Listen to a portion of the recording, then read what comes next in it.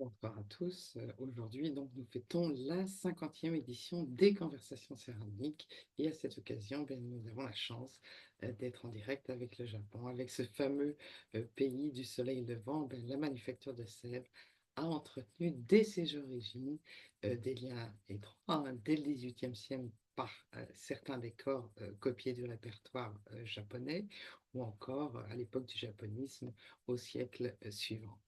Au XXe et XXIe siècle, certains artistes japonais ont été accueillis à Sèvres, comme Ishiga Numata, premier artiste étranger à être accueilli à la manufacture dès 1904, ou encore la fameuse Yayoi Kusama en 2006, ou plus récemment Natao Fukazawa ou Kisato du studio Nendo, ou encore le fameux trésor national vivant Maître Moriguchi en 2016.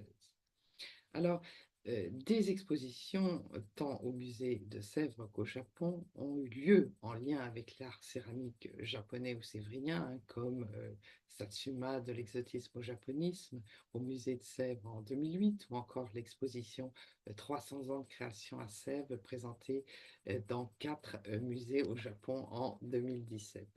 Certains chercheurs japonais sont également venus à Sèvres, comme notre intervenante de ce soir, Yuko Imai, professeure à l'université de Fukui depuis 2004. Alors, spécialiste de l'histoire de la céramique essentiellement au XIXe siècle, Yuko Imai a obtenu son doctorat à l'université de Kobe en 2004 avec pour sujet la formation des collections de céramique japonaises en France à l'époque du japonisme. Chercheuse intérimaire au Musée national de Kyoto, puis chercheuse associée au Centre international de recherche pour les études japonaises à Kyoto, notre invitée a mené des recherches sur le japonisme depuis longtemps. Et en 2006, elle a publié un ouvrage intitulé Le japonisme dans la céramique, primé en 2017 par la Société pour l'étude du japonisme. Alors, notre intervenante a également orienté ses recherches plus récemment vers le goût chinois dans la porcelaine de Sèvres à l'époque du japonisme, cela d'avril 2018 à mars 2019. Et aujourd'hui, donc, elle va partager le résultat de ses recherches sur la porcelaine nouvelle de Sèvres et la couverte Céladon recherche effectuée en collaboration avec la Cité de la céramique de Sèvres. À vous, donc, chère Yuko, en vous remerciant chaleureusement. Merci. À tous. Je m'appelle Yuko Imai. Je suis une chercheuse japonaise en histoire de la céramique et aussi membre de cette société des amis depuis plusieurs années. Donc, je suis très heureuse de vous parler de mes recherches. J'aimerais remercier Madame Catherine Troubet de m'avoir donné cette occasion. Merci. En 2018, j'ai séjourné en France pendant un an pour faire des recherches sur la porcelaine de Sèvres avec la collaboration du personnel de la Cité de la céramique de Sèvres, surtout Madame Sonia Banting. Très malheureusement, l'année dernière, Madame Sonia Banting est décédée en raison de sa maladie. Je prie pour l'âme de notre Sonia de Vandegor. Je voudrais parler aujourd'hui en pensant que Sonia écoutera aussi ma conférence au paradis. Alors, je vais partager les diapositives.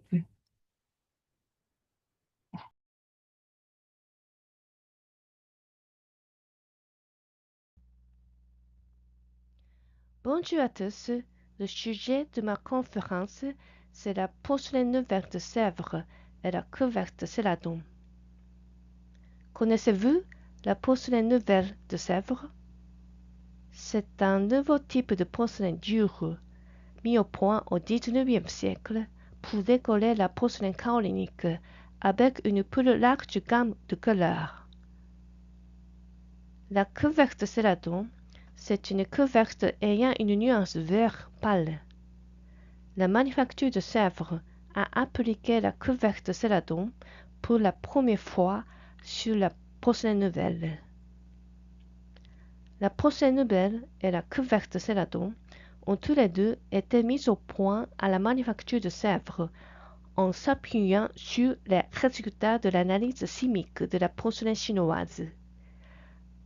Aujourd'hui, ce dont je vais parler principalement, c'est de la différence technique entre le céladon chinois et celui de Sèvres. Voici la structure de ma conférence.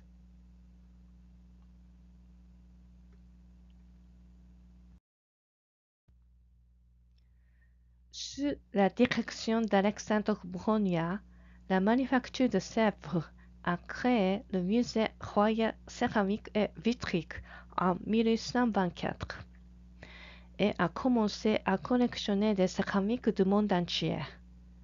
Comme Brongniart s'intéressait particulièrement à la porcelaine chinoise, la manufacture a assidûment collectionné des porcelaines chinoises tout au long du XIXe siècle. L'objectif principal de sa collection était de connaître la technique plutôt que l'histoire de la porcelaine chinoise. Le mode de fabrication de la porcelaine chinoise a été transmis de fois en France au XVIIIe siècle par les fameuses lettres de fer d'Antorgor. François-Xavier d'Antorgor est un jésuite qui a eu une expérience missionnaire à Jingdezhen, en Chine. Jingdezhen est connue comme la ville de la porcelaine. Il paraît que le père d'Antorgor a envoyé des échantillons de kaolin avec ses lettres en France, mais probablement d'autres matières premières n'ont pas été accompagnées. Par conséquent, une grande partie des informations écrites dans ces lettres n'étaient pas bien comprises en France à cette époque.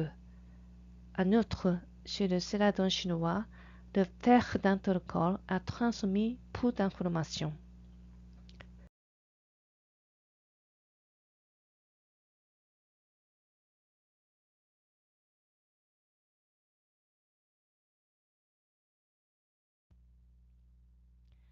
Dans la lettre de 1712, le père d'Antorgor ne mentionne qu'une couverte appelée verre de mer. Peut-être qu'on a fabriqué cette couverte comme tentative d'imitation de céladon grand ou céladon longan. Ensuite, dans la lettre de 1722, dans un passage concernant l'imitation de céladon longan qui était populaire à Jingdezhen alors, le père d'Antorgor mentionne seulement la couverte de couleur vert olive avec craquelure. Donc, il n'est pas possible de connaître les techniques de céladon à partir des lettres d'Antorgor.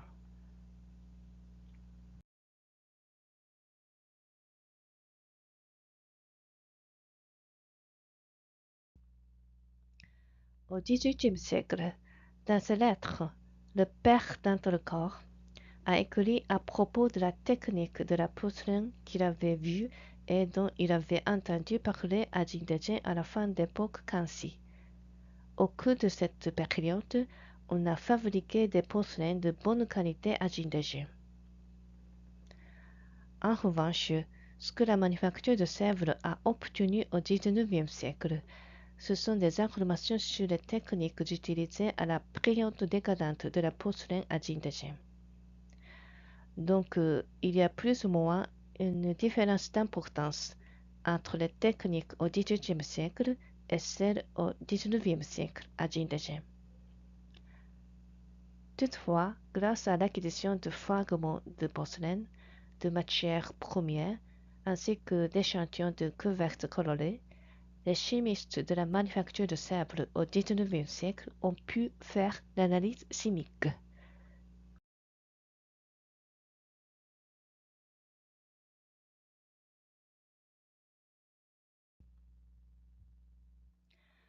Dans les recherches récentes, Madame Pauline d'Avrijan, conservatrice à la Fondation Bohr, musée des arts d'Extrême-Orient à Genève, a confirmé qu'une partie des échantillons se trouve à la manufacture de Sèvres de nos jours.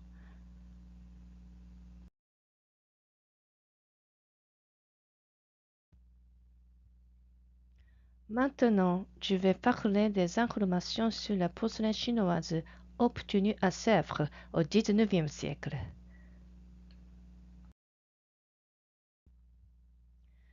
Dans le but de collecter des céramiques, afin de connaître les techniques de fabrication et de décoration, ainsi que d'enrichir les collections du musée au XIXe siècle, la manufacture de Sèvres a demandé à des particuliers de collecter des informations sur les céramiques fabriquées en Chine, au Japon, en Perse et ailleurs.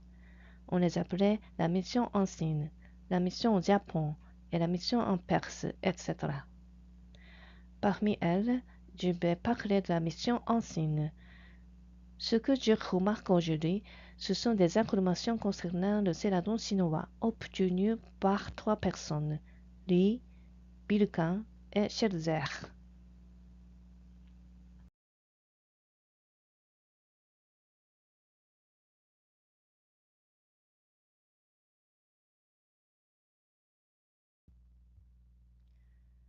Joseph Lee a apporté des informations à Sèvres dans les années 1840.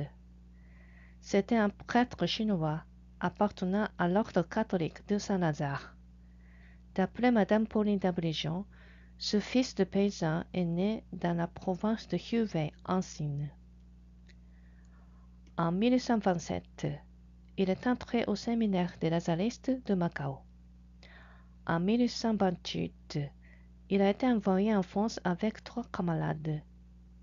Pendant leur séjour en France, ils ont été présentés au roi Charles X et à des sinologues, parmi lesquels se trouvait peut-être le sinologue Stanislas Julien.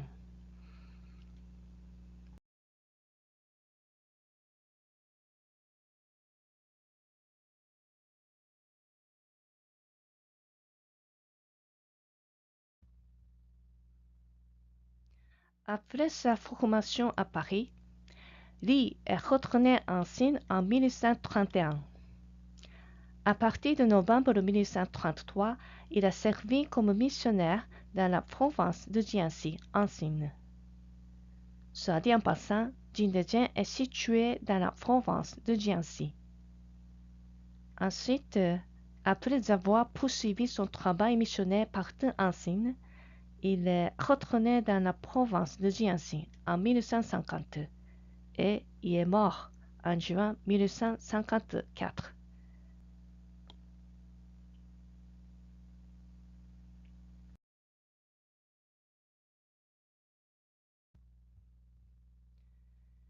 Li parlait couramment le français.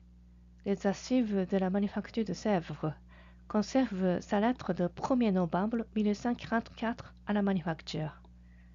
Dans cette lettre écrite en français, il introduit la fabrication de la porcelaine chinoise.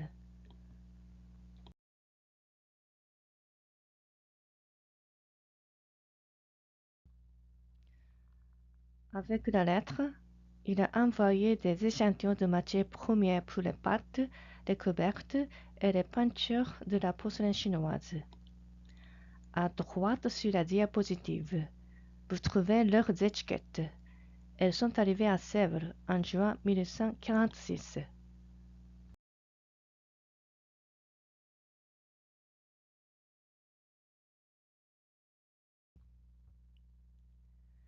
Dans les années 1870, Anatole Bilquin a apporté des informations à Sèvres.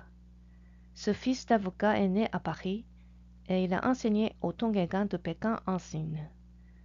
Le Tongégan a été créé par le gouvernement chinois en 1862 comme école de langue étrangère pour former des interprètes et diplomates. Bilquin est devenu professeur de chimie et d'histoire naturelle dans cette école en 1866, où il a enseigné jusqu'en 1891. Bilquin a appris le chinois à son arrivée en Chine. Ses cours de chimie ont été donnés en français jusqu'en 1888. Cependant, il a progressivement amélioré son chinois et a publié plusieurs traductions.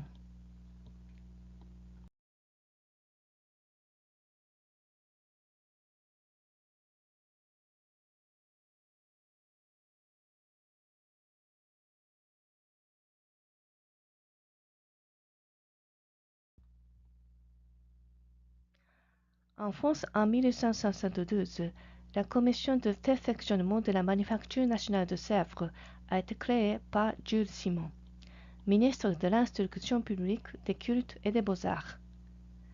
Le but de sa création était de développer de nouvelles études sur la porcelaine de Sèvres d'un point de vue artistique et décoratif. Quand on a demandé à Bilka d'effectuer une mission en Chine, la commission de perfectionnement a préparé un questionnaire pour le lui confier.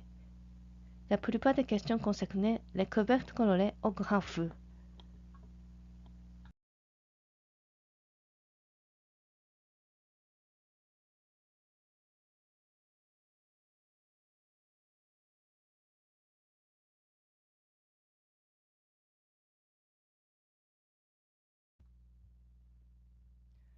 Pour répondre au questionnaire, Bilka a collecté des porcelaines à Pékin et dans les environs. Entre 1876 et 1878, il a effectué 3 embauches à la manufacture de Sèvres. Dedans, il y avait des porcelaines chinoises avec des catalogues qu'il avait établis. Les 3 catalogues de Bilka contiennent des informations sur un total de 181 pièces de céramique chinoise.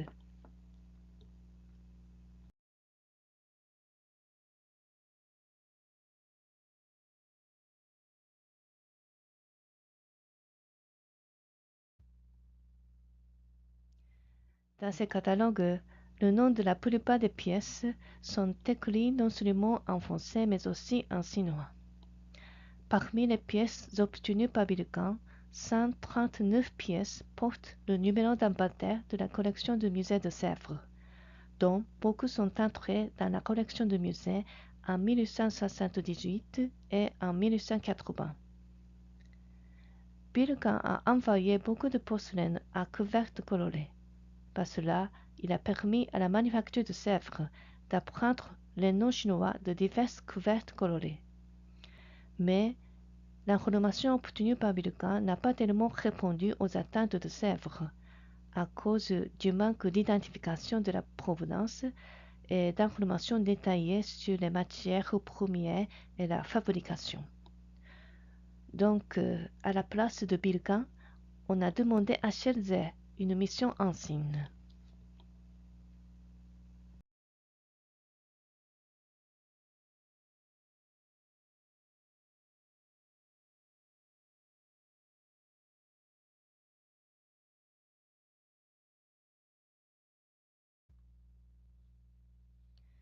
Le diplomate Ferdinand Scherzer a fourni des informations à Sèvres dans les années 1880. Selon Madame Pauline d'Abolition, ce fils de chef de gare né à Paris est devenu bachelier S-Sciences en 1865. Il a été reçu à l'école centrale en 1867. Après avoir travaillé comme interprète dans plusieurs consulats en Chine, il est devenu en 1882 vice-consul de première classe à Hankou. On a demandé une mission en Chine à Scherzer en janvier 1882. En novembre 1882, Scherzer est parti de Hankou pour Jingdezhen. Il a séjourné à Jingdezhen pendant environ 3 semaines. Là, il a tenté patiemment de collecter des informations et a réussi.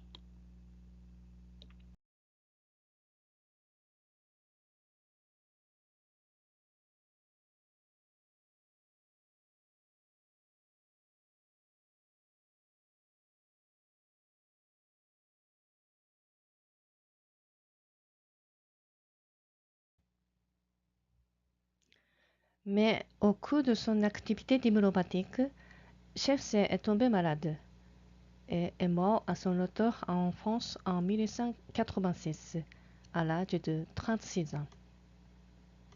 À Jingdezhen, Scherzer a obtenu des matières premières pour les couvercles colorés et des échantillons de couvercles colorés.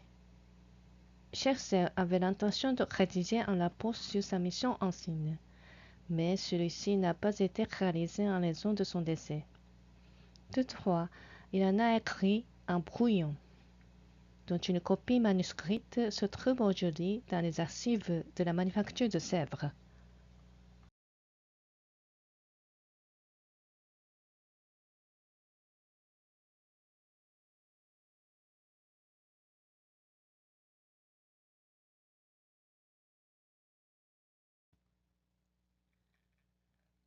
Au XIXe siècle, la manufacture de Sèvres s'intéressait aux porcelaines chinoises à couvercle coloré, surtout aux couvercles monochromes de grand feu.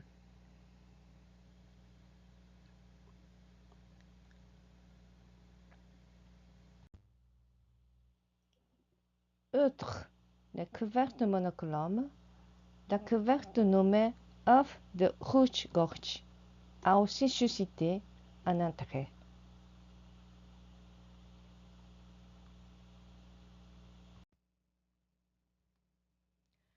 De plus, la manufacture de Sèvres a obtenu des pièces comme ça. Ces céramiques sont décorées avec une couvercle changeante à multiples couleurs. À mon avis, ce style est l'annonce des céramiques de l'Art nouveau dans l'Europe de la fin du XIXe siècle.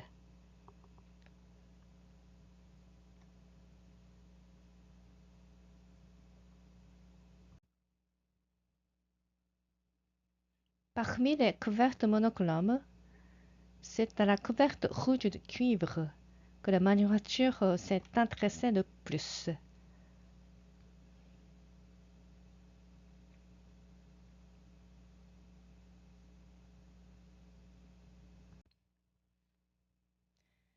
Selon les documents, c'est la couvercle Céladon appelée celle rouge de cuivre qui a attiré l'attention de la manufacture de Sèvres. D'après Madame Stéphanie Verrouillet, ex-conservatrice du musée de Sèvres, en 2016, la collection du musée de Sèvres compte environ 50 000, dont environ 3 000 porcelaines chinoises. Parmi elles, 2 800 ont été collectées au XIXe siècle et au début du XXe siècle. Selon l'inventaire de la collection du musée, on trouve 104 céramiques chinoises à couvercle Céladon. La couvercle Céladon a une grande variété de couleurs, car elle change de couleur en fonction de l'atmosphère de cuisson. Ce diagramme circulaire montre la répartition des couleurs sur ces 104 pièces. Un peu moins de la moitié sont de vert Céladon. Bien sûr, ce chiffre n'est qu'une simple référence, car il est basé sur l'inscription d'inventaire et non sur l'observation des porcelaines. Mais il semble indiquer que les pièces de vert Céladon étaient les plus nombreuses.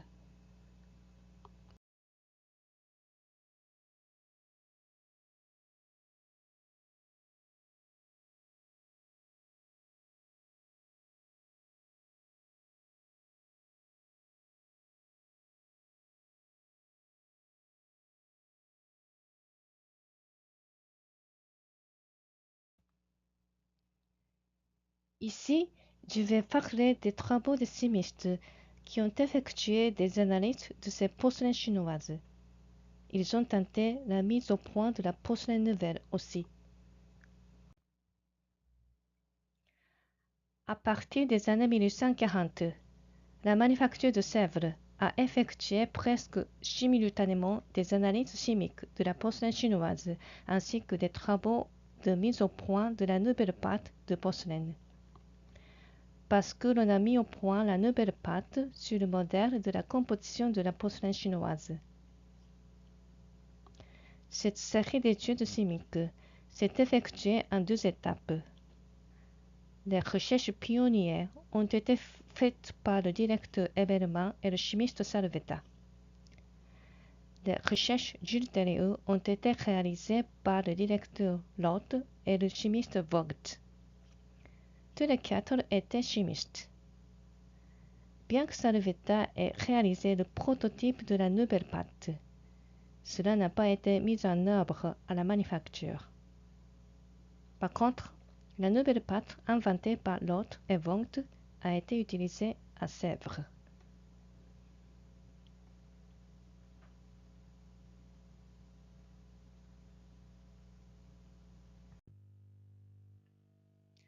En ce qui concerne l'analyse chimique de la porcelaine chinoise, Ebermann et Salvetta ont analysé la porcelaine chinoise reçue par Joseph Lee, tandis que Lott et Vogt ont analysé la porcelaine chinoise obtenue par Schelzer. À propos, pourquoi a-t-on mis au point la porcelaine nouvelle? Pour décorer la porcelaine kaolinique avec une plus large gamme de couleurs. Autrement dit, c'est pour augmenter le nombre de méthodes décoratives pour la porcelaine kaolinique. Comme vous le savez, le principal charme de la porcelaine tendre française au XVIIIe siècle réside dans ses qualités décoratives. Afin de se concentrer sur la fabrication de la porcelaine dure, la manufacture de Sèvres a cessé de fabriquer de la porcelaine tendre en 1804. Cette décision a été par la suite regrettée, et plusieurs tentatives de reproduction de porcelaine tendre ont été faites, mais sans grand succès.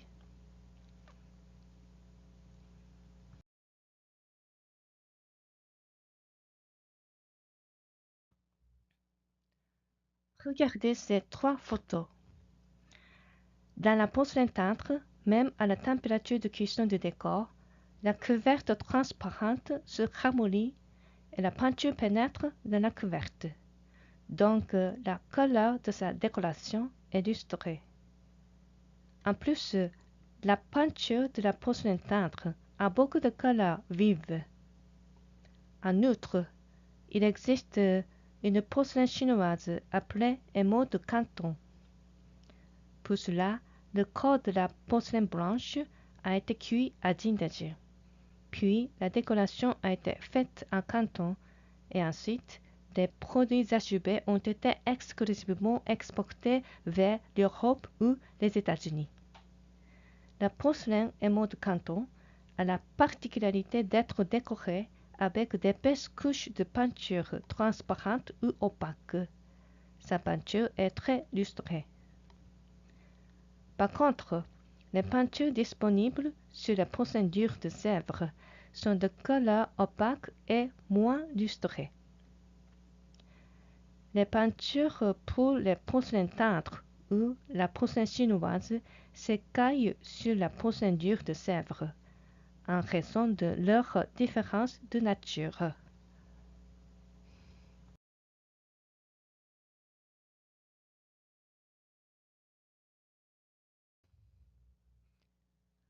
En raison de sa haute teneur en kaolin, la porcelaine dure de Sèvres est cuite à une température plus élevée que la porcelaine chinoise. Donc, les chimistes à Sèvres ont mis au point une nouvelle pâte permettant d'être cuite à une température plus basse, sur le modèle de la composition de la porcelaine chinoise. La porcelaine nouvelle de Sèvres, c'est un nouveau type de porcelaine dure. C'est une porcelaine à plus faible teneur en kaolin et cuite à une température plus basse par rapport à la porcelaine dure traditionnelle de Sèvres. La formule de la nouvelle pâte kaolinique a été achevée en 1882 et sa couverture transparente a été faite l'année suivante.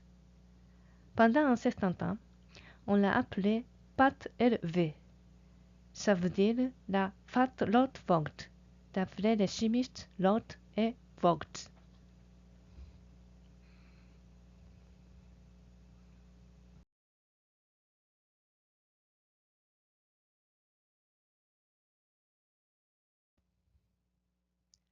C'est la première pièce d'essai en porcelaine LV. Ce vase porte des inscriptions en or. Cela indique le premier essai de porcelaine LV, février en 1881.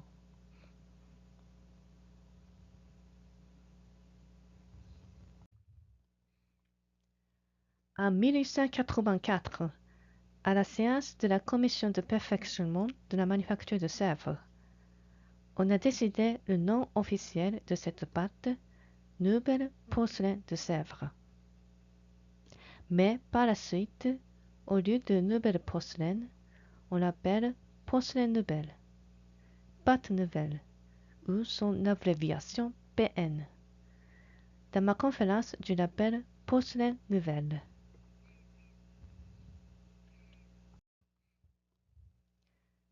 La température de cuisson de la porcelaine dure de Sèvres est d'environ 1400 degrés, tandis que celle de la porcelaine nouvelle est d'environ 1280 degrés.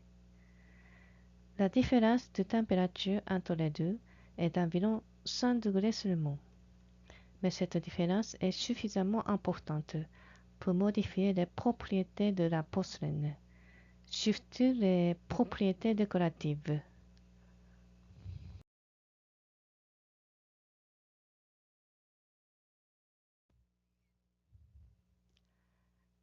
La porcelaine nouvelle permet de peindre avec plus de couleurs en utilisant des colorants que l'on ne peut pas utiliser sur la porcelaine dure.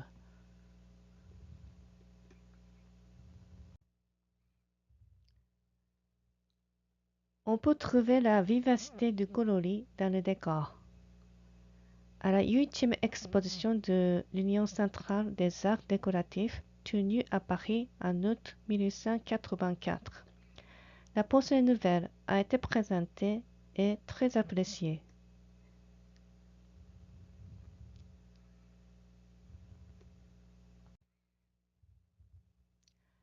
La porcelaine nouvelle permet d'obtenir la teinte rouge de la couverture rouge de cuivre. Mais il a été difficile d'obtenir une belle couverture monochrome. Par conséquent, la manufacture a fait bon usage de sa variante, la couverture flammée. Alors, pour la couverture Céladon, comment a-t-on fait à Sèvres?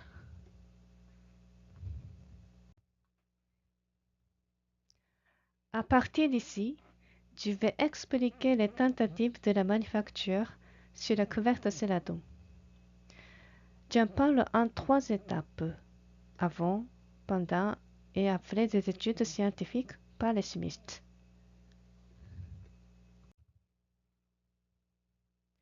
La couverture de couleur vert pâle au grand feu, cuite par réduction avec de l'oxyde de fer comme colorant, c'est appelé céladon enfoncé. La céramique à couverture céladon est considérée comme une céramique haut de gamme et de très bon goût en Chine et au Japon.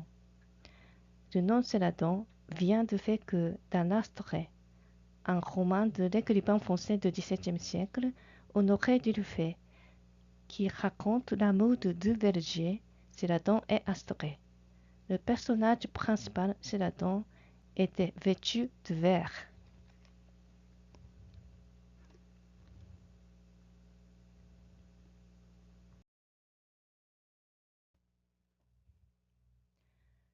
Le Grand Dictionnaire universel du XIXe siècle, par Pierre Leleusse, dit également que céladon est un terme désignant une nuance de vert pâle analogue à celle de la feuille de pêcher.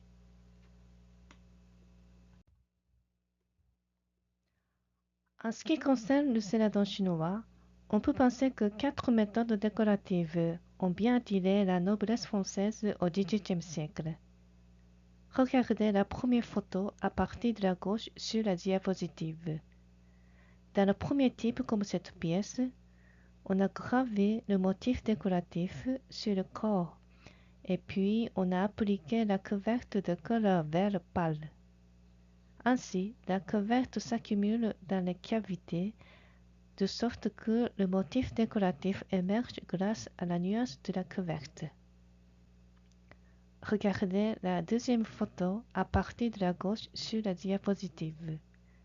Dans le second type, comme cette pièce, c'est la céramique ayant un motif décoratif bleu et rouge sur la couverture transparente et un fond vert avec la couverture céladon.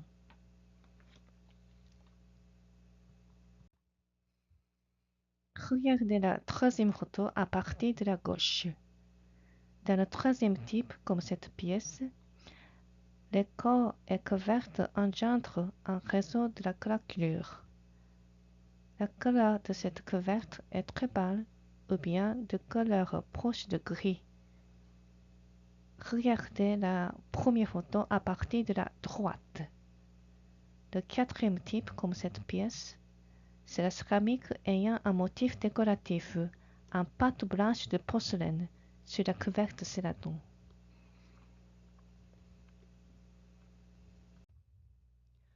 Au milieu du XIXe siècle, en utilisant sa porcelaine dure, la manufacture de Sèvres a tenté d'imiter le céladon chinois pour sa première fois.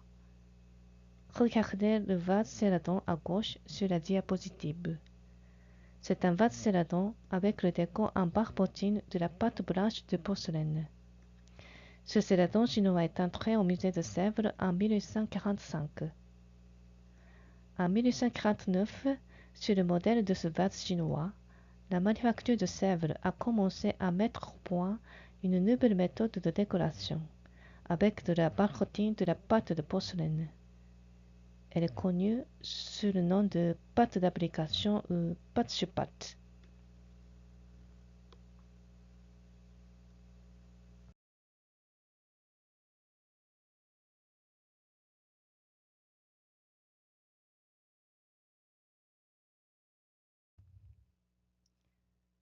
Regardez la photo à droite.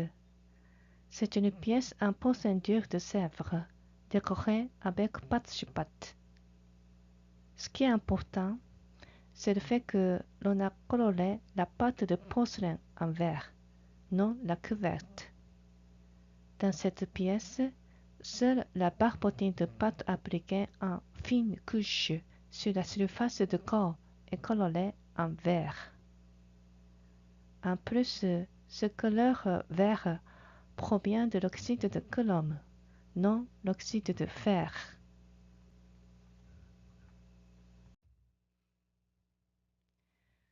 Jusqu'à la fin du XVIIIe siècle, en France, il n'était pas facile de colorer les céramiques en vert. Le vert a été obtenu soit avec de l'oxyde de cuivre, soit mélangé à des pigments bleus et jaunes. Il faut attendre la découverte du métal chrome par le chimiste français Louis-Nicolas Vauquelin en 1797 pour obtenir une couleur verte stable et profonde. Depuis lors, le chrome a été utilisé comme colorant à la manufacture de Sèvres à partir de 1802, car il résiste à la haute température.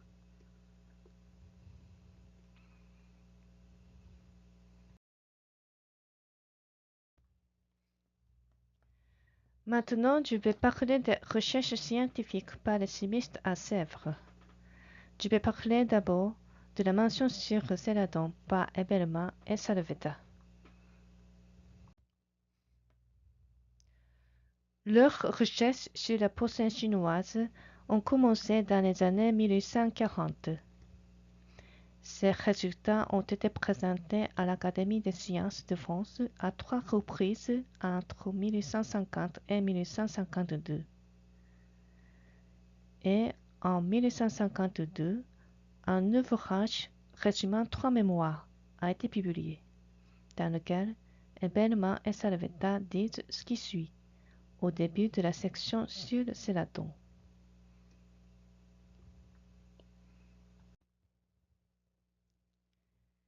Je cite: On donne en France le nom de céladon à ces couleurs légères qu'on rencontre souvent sur les porcelaines chinoises. Ce sont des tons d'un vert clair, tantôt tirant sur le bleuâtre, tantôt sur le grisâtre, mais dans tous les cas s'harmonisant fort agréablement avec les ornements en relief qui décorent les pièces. Fin de citation. Cette citation montre que la couleur céladon était appréciée en France pour son harmonie avec les ornements en relief. Dans leur troisième mémoire, ils rapportent également les résultats d'une analyse chimique de tessons de céladon chinois. Ce qui a été analysé, c'est la couvercle décollée de tessons de vase déjà cuits. Les tessons avaient été obtenus principalement par Joseph Lee. Ebelman et Salvetta ont classé les couvercles analysées en 3 types. 1. Couvercle céladon coloré au cuivre. 2. Couvercle céladon coloré au fer. 3. Couvercle céladon coloré au chrome. Le passage suivant de mes mémoires explique la raison pour laquelle ils les ont classés de cette manière. Je cite: Jusqu'à ce jour, on ignorait complètement à quelle matière colorante était due la coloration propre aux porcelaines céradon. Il nous a paru de quelque intérêt de vérifier si, dans le cas qui nous occupe, le chrome est en effet la matière utile. Fin de citation. Cette citation montre que, jusqu'à cette époque-là, il ne savait pas que le colorant de céladon chinois était de l'oxyde de fer.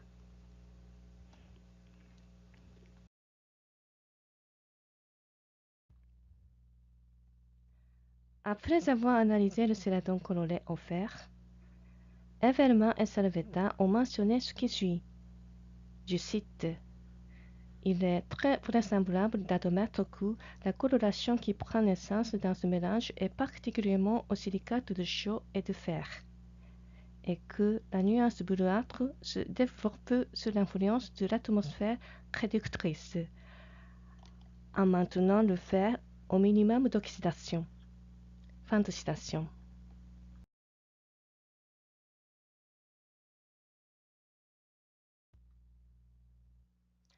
En ce qui concerne le céladon chinois, en 1875, dans le questionnaire confié à Bilgan, la commission de perfectionnement écrit les mentions suivantes. Je cite: Un procédé plus important encore serait celui des couvertes dites céladon. Nous appelons ainsi toutes les couvertes semi-opaques pouvant dissimuler une pâte plus ou moins colorée et susceptible d'emblée, par accumulation, des dessins gravés ou imprimés en relief dans cette pâte. La plus fréquente de ces couvertes est le céladon vert de mer, qui, au XVIIIe siècle, a donné son nom au genre lui-même et en a fait à tort celui d'une couleur. Pourtant, il existe, outre le céladon vert de mer, une espèce dite bleu en pois. Les couvertes donnant le craquelé et le tuilité sont elles-mêmes des céladons. Fin de citation.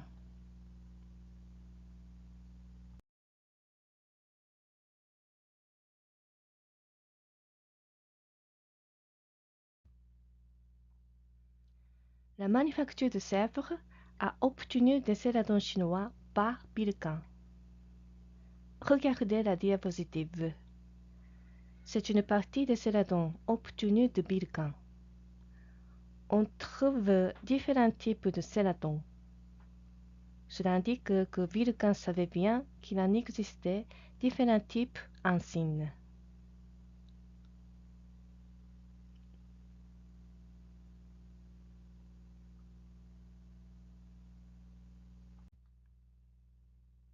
Ensuite, la manufacture a reçu des échantillons de couvertes par Scherzer, puis le chimiste George Vogt les a analysés.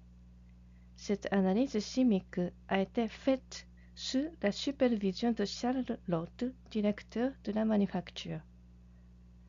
Dans l'étude de Deberman et Salvetta, ils ont analysé des couvertes décorées des dessins déjà cuits, car la manufacture n'avait ni couverte en cru, ni matière première. Donc, leur analyse a été limitée. Mais Vogt a pu utiliser du céladon liquide et des informations obtenues de Scherzer pour faire une analyse très précise. Scherzer a obtenu une couverte céladon à l'état liquide et il l'a appelée céladon de Longhorn. Peut-être que cette couverte appelée céladon de Longhorn a été utilisée en Indien pour produire des imitations de céladon cuit au four de Longhorn.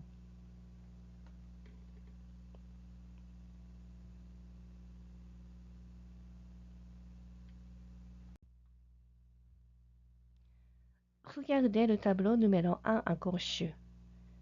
Il montre les proportions des matières premières de la couverte nommée céladon de Loncan.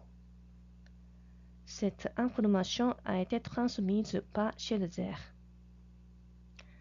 En plus, Scherzer a transmis que la couverte céladon de Loncan était appliquée en 9 couches. Le tableau numéro 2, au milieu, montre les détails. En signe, on a utilisé l'application au pinceau ainsi que le mode de soufflage. Et Vogt a évaporé de l'eau de la couverte liquide et a obtenu de la poudre.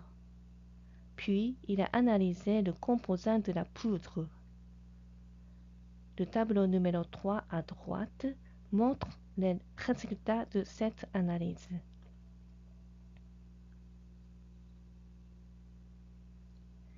Après avoir confirmé ces résultats, Vogt a été convaincu que l'oxyde de fer est le colorant de la couverte céladon chinois. Ensuite, sur la base de ces résultats, il semble que Vogt ait essayé et réussi à cuire la couverte céladon en utilisant de la pâte de la porcelaine nouvelle de Sèvres et des matières premières françaises.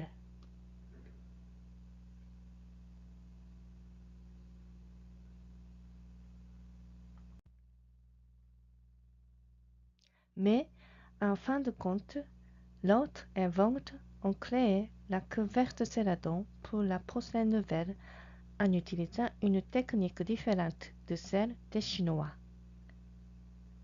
Dans leur livre publié en 1885, intitulé Notes techniques sur la fabrication de la porcelaine nouvelle, Loth et Vogt évoquent les compositions de différentes couvertes colorées au grand feu. Pour ces couvertes colorées, on a utilisé une couverte transparente comme élément principal. Et dans cela, on a mêlé de la frite. La frite, cela veut dire de la poudre de verre colorée cuite. Dans leur livre en 1885, les chimistes présentent le bleu céladon et le gris céladon, non le vert céladon.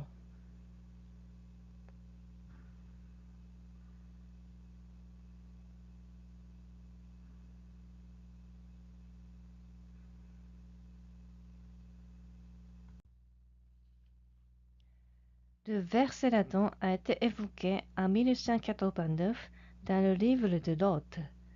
Le chimiste Loth dit comme suit, je cite, « Les céladons s'obtiennent avec le fer dans une température réductrice, mais on peut en flamme oxydante obtenir des tons analogues et aussi transparents avec l'oxyde dont nous venons de parler, soit isolé, soit additionné d'autres corps.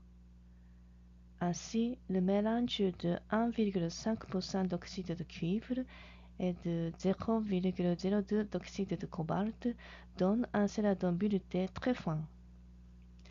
Le mélange de 3% d'oxyde de cuivre, 5% d'oxyde de tétane et 0,5% d'oxyde de fer donne un céladon très voisin de celui des Chinois.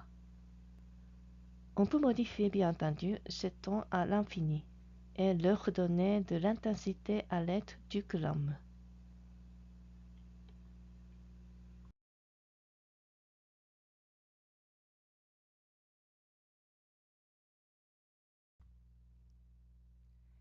C'est-à-dire, pour obtenir la couverte céladon, Loth et Vogt ont ajouté dans la couverte transparente plusieurs oxydes métalliques comme colorants. À Sèvres, les chimistes ont fabriqué la couverte céladon en fritant une partie de composants et en les mélangeant simplement au reste des ingrédients. Ensuite, on a appliqué la couverte sur le dégourdi en 3 couches par le soufflage et puis on les a cuits par oxydation à environ 1280 degrés. Par conséquent, les colorants et le mode de fabrication et de cuisson pour le céladon à Sèvres sont bien différents de la façon des Chinois. L'hôte et Vogt ont appris la façon des Chinois, mais ils n'ont finalement pas suivi la manière chinoise.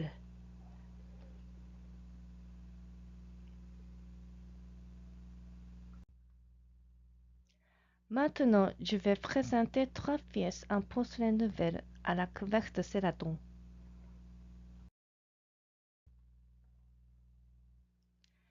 C'est un vase nommé vase d'Antorcor, conservé au musée de Sèvres. La forme de vase d'Antorcor a été conçue en 1875, mais l'inventeur n'est pas connu.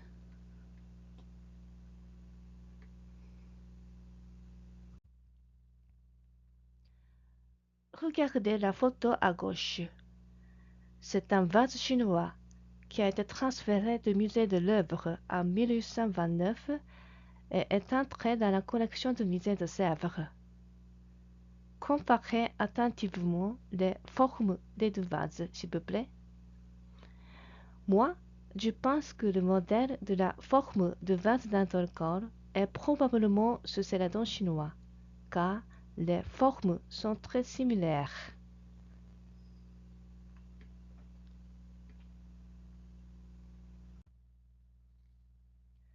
De plus, les oreilles sont aussi similaires. Mais, sur le vase chinois, les côtés gauche et droite sont ornés d'oreilles en forme de tête de mouton, tandis que le vase d'Antorcor a des oreilles en forme de tête de dragon.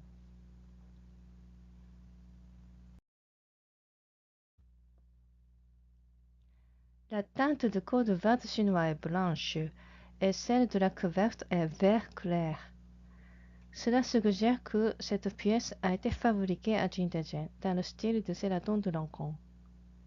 Au-dessus du fond de vase, il y a des traces d'additifs qui viennent de socle en bronze doré. On dit que ce socle date du temps de Louis XIV. Donc, il est possible que ce céladon chinois soit entré en France à l'époque de d'Antorcor.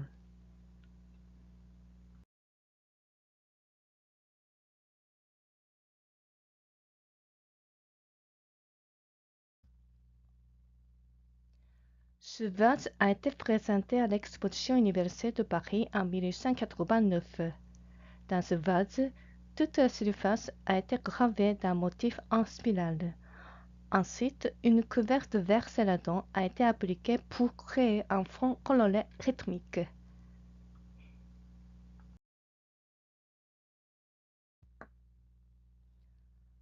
En ce qui concerne ce vase, l'inventaire du musée dit le fond céladon gravé sous couvercle.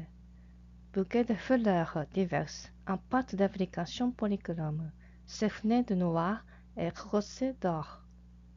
Composition et exécution de Monsieur Émile Richard, 1888.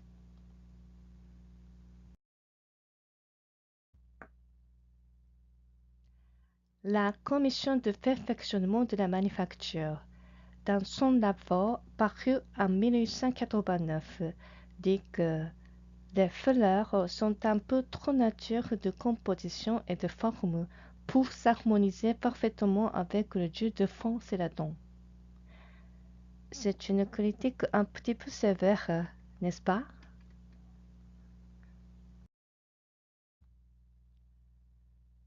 Le Mobilier national à Paris possède également un vase d'Antorcor à la couvercle de céladon. Mais ce vase-ci n'a pas d'oreille. Malheureusement, je n'ai pas encore vu cette pièce parce que je n'ai pas eu l'autorisation. Mais le Mobilier national m'a donné des photos de ce vase. D'après les photos, la teinte de couvercle est vert d'eau transparente.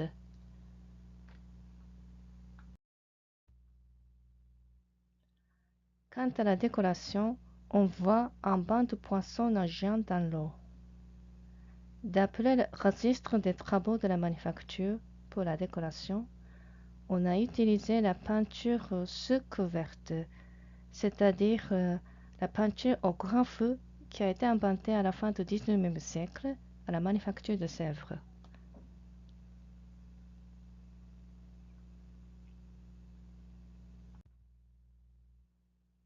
Sur la partie inférieure de ce vase, on trouve des petites vagues. Ces vagues rappellent les estampes japonaises de Hokusai.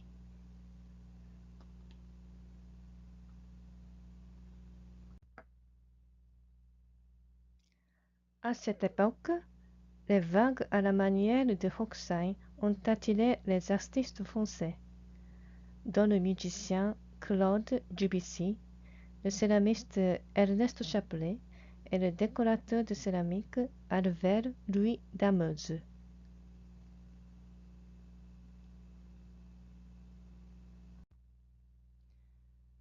Bien sûr, on peut trouver des motifs de vagues sur les céramiques chinoises aussi, ce qui explique que l'on ne peut pas affirmer d'un ton tranchant l'influence de Hokusai.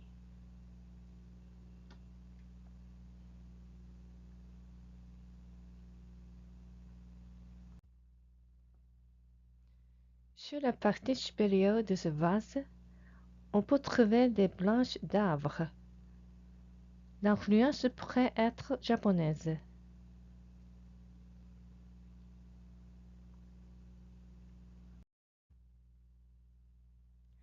Parce que les peintres japonais utilisent souvent la technique de recadrage pour couper délibérément des parties d'un motif dans leur peinture comme ça.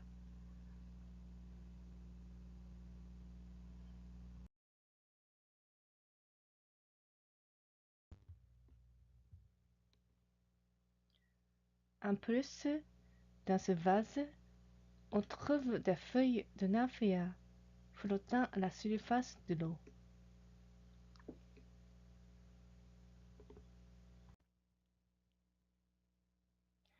Les branches d'arbres et les feuilles de nymphéa forment une composition semblable à celle de la série des nymphéas par le peintre impressionniste Claude Monet. On trouve l'expression spatiale à la manière du japonisme dans les deux. L'auteur de la décoration de ce vase, c'est Léonard Géblus. Il est entré à la manufacture de Sèvres en 1883 et a travaillé comme décorateur. Bien que Claude Monet ait abordé la série des nymphéas en 1899, ce vase a été réalisé bien avant.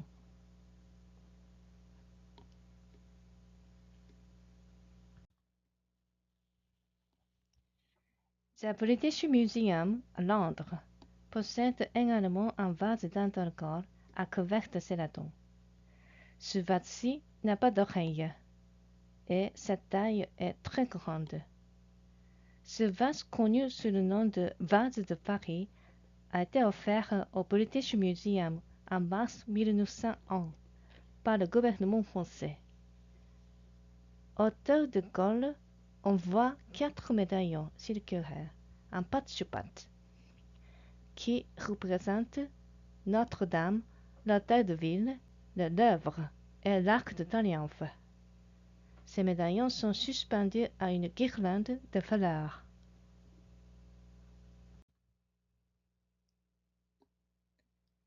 Chaque médaillon est enfermé dans un cartouche qui contient un navire et est surmonté d'une porte.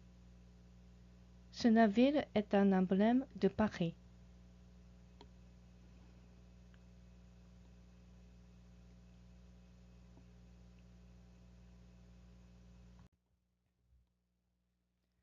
Entre chaque cartouche, il y a des guirlandes de feuilles de laurier vert pâle qui contiennent les dates des événements majeurs de l'histoire de Paris.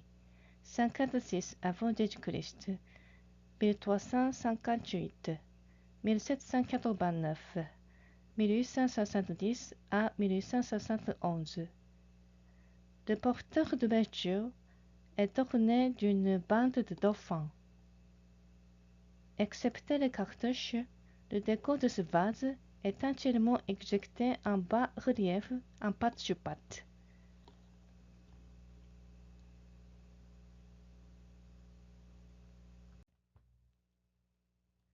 Quant aux cartouches, d'après la photo, on dirait qu'on a gravé le motif décoratif sur le corps de porcelaine et qu'on a ensuite appliqué la couverture de couleur verte pâle. Mais en fait, ce n'est pas le cas.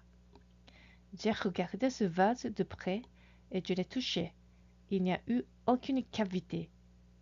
De plus, la couleur verte du motif de cartouche est un vert opaque.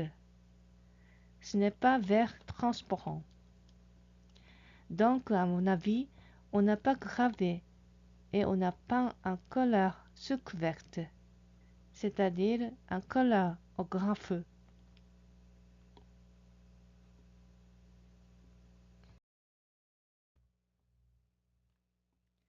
Les 3 vases d'alcool que nous avons vus cette fois-ci montrent un processus d'apprentissage de céladon chinois et de poursuite de la ligne propre à Sèvres.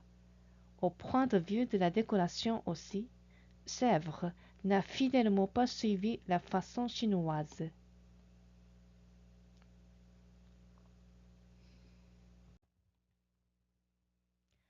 En effet, ce n'est pas pour encourager l'imitation que la commission de perfectionnement a recommandé l'étude des anciennes céramiques étrangères aux frais de la manufacture. Dans son rapport en 1875, la commission dit comme suit, je cite, « Si la commission recommande d'étendre à Sèvres les études vers les céramiques anciennes de plusieurs pays, elle n'entend pas cependant favoriser une imitation rétrospective plus ou moins réussie, qui a un succès légitime dans l'industrie privée, mais qui serait déplacée à Sèvres. Elle compte au contraire que la manufacture restera fidèle aux nobles traditions de l'art français qui ont fait sa gloire. Aujourd'hui, elle doit surtout continuer à les mettre en pratique par de sérieuses études sur l'art décoratif. » Fin de citation.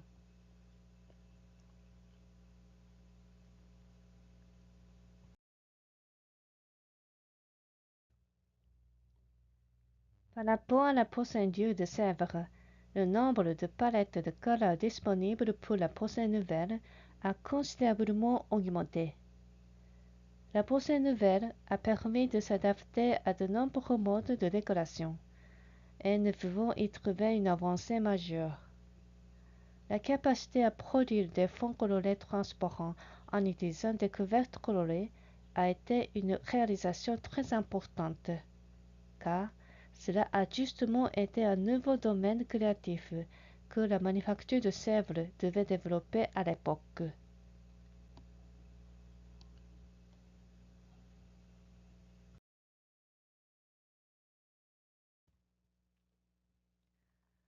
Voilà la conclusion de ma conférence.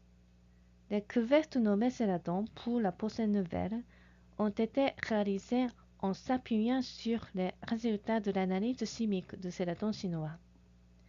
Mais la manufacture de Sèvres n'a pas imité le céladon chinois, elle a osé inventer une autre technique. Ce choix est un compromis pour éviter les contrôles difficiles de cuisson, mais on peut dire que c'est un défi, en ce sens que l'on doit bien préparer les colorants. Les couvertures céladon de Sèvres sont chimiquement stables et on peut les utiliser avec d'autres couvertures colorées ainsi que d'autres sortes de couleurs à la fois. Grâce à cela, les couvertures céladon de Sèvres ont ouvert des possibilités de décoration de la surface de porcelaine que le céladon chinois ne peut pas faire. C'est la fin de ma conférence. Je vous remercie de votre attention.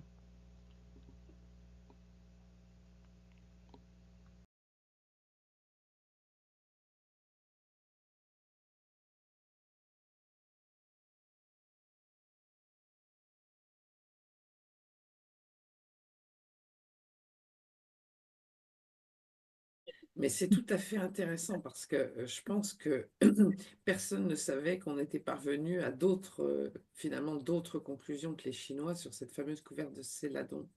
Alors, je ne sais pas. Alors, je vous invite à poser vos questions. Si vous pouvez, Yuko, passer la slide suivante. J'invite les gens à poser leurs questions. Est-ce que vous pouvez passer la slide avec la prochaine conférence? Ok, Pendant ce ok. temps-là, Voilà. j'invite nos amis à poser leurs questions via le chat. Il y en a un certain nombre d'ailleurs. Et je vous rappelle pendant ce temps-là, en attendant, la visioconférence qui aura lieu le mardi 29 octobre. Et cette fois, ça sera à 19 heures. Et nous accueillerons donc Lyudmila Kravchenko, euh, conservatrice au musée Kanenko de Kiev, hein, qui nous parlera des collectionneurs ukrainiens de porcelaine, leur origine sociale, leur goût, et puis leur départ et où sont partis, que sont devenus leurs collections. Merci Yuko. Si vous pouvez enlever la slide, il y a plusieurs questions. En tous les cas, il y a une Ok. question que moi j'aimerais vous poser. Comment est obtenue la couverte céladon craquelée ou truitée? Craquelé. Comment est-elle obtenue, elle? Comment? C'est la différence de efficience. Comment on dit? Comment pratiquement on l'obtient, ces craquelures, ce qu'on appelle oui, la céramique truitée? Comment... À la façon, c'est difficile à expliquer. Là, j'avoue que je suis... En tout cas, c'est à raison de la différence de coefficience de la couverte et le corps de porcelaine. Alors, au 19e siècle, la manufacture de Sèvres a étudié le céladon avec craquelure. Mais quant aux pièces, je n'ai pas encore vu. Donc,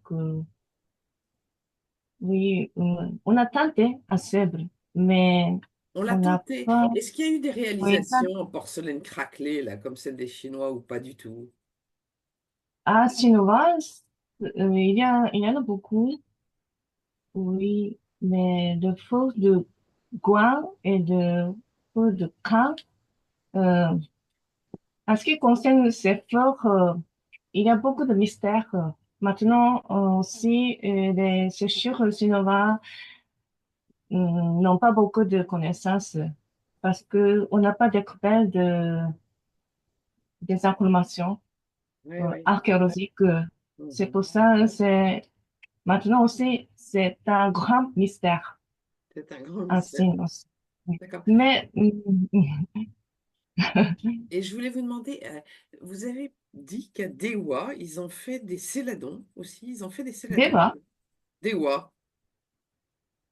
Deva, Oui, qu'est-ce que j'ai c'est? vu, vous avez mis un slide et que vous avez parlé de la ville de Dewa. Donc, je me suis dit, tiens, c'est curieux parce que c'est du blanc de Chine. Et je voulais savoir si c'était. Ah, Deva, oui, oui, oui. C'est blanc de Chine. Ils ont fait que Hmm. du blanc de Chine. Ils n'ont pas fait de céladon. Oh, c'est une Je ne autre sais pas. chose. D'accord. Oui.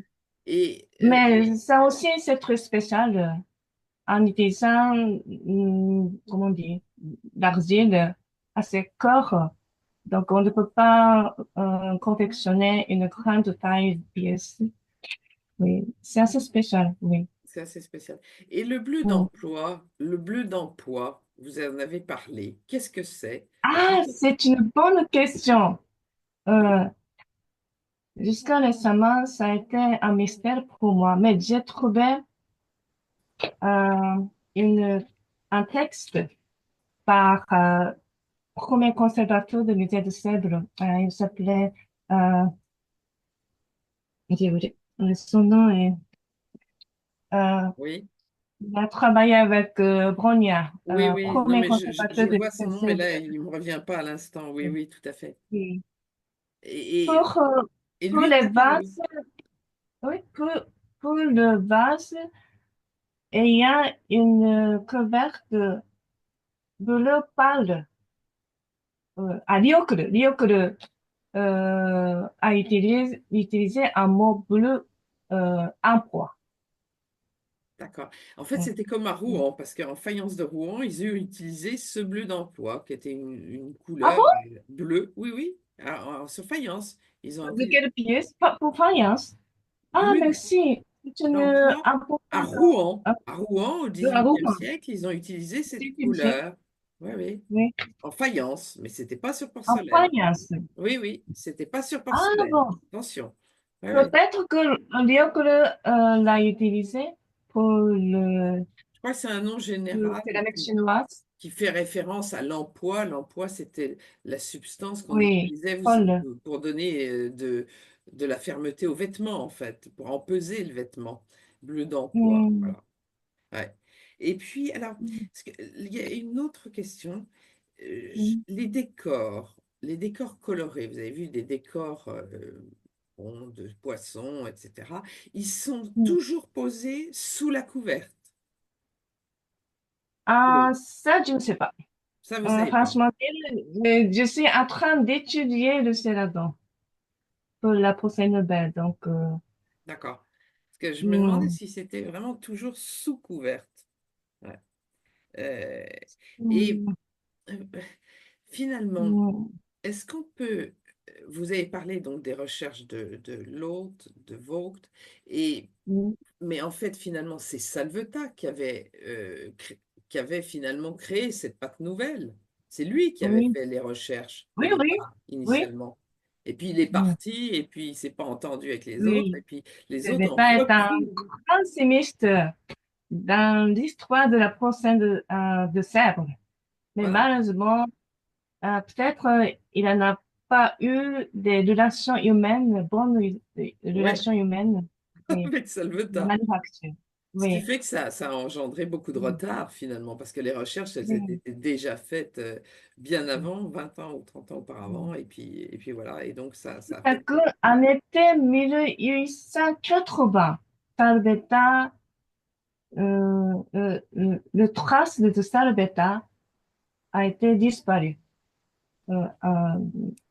dans le texte de, comment dire, procès verbal Mhm. de la procès, de la manufacture. Oui. Ouais, ouais, tout à fait. Mais celui-là, Mm. En été 1880, en tout cas. c'était un chimiste tout à fait génial. Mais Mm. enfin, ce qu'il faut dire, c'est que finalement, c'est ce que vous avez retracé, c'est que cette Mm. couverte céladon a été Mm. créé à Sèvres en regardant les pièces qui étaient venues de Chine et qui, grâce aux missionnaires, aux diplomates qui les avaient envoyés, Oui. suscitaient l'intérêt Mm. dans les ateliers. Et voilà, c'est Rio Creux, le conservateur. De Ah, oui, oui, des Ryoko. Oui, Ryoko. Rio Creux. Oui, Et c'est grâce oui, à c'est lui, ça. effectivement, qui a été Mm. qui ont été suscitées ces recherches. Eh bien, Oui. écoutez, mille merci pour ces descriptions tout à fait intéressantes, à la fois érudites sur le plan de l'histoire et sur le plan de la chimie. On vous remercie infiniment, De Yoko. rien. Mais je dois Merci. continuer à étudier. Mm. Merci Merci. Et beaucoup. puis, nous vous encourageons pour vos recherches à venir. Merci, c'est gentil. Merci, Yoko. Merci à tous. Merci, Et on se Catherine. retrouve pour la prochaine conférence, donc avec notre conservatrice ukrainienne le 29 octobre, donc en partenariat avec HEC Alumni. Merci à tous. Merci.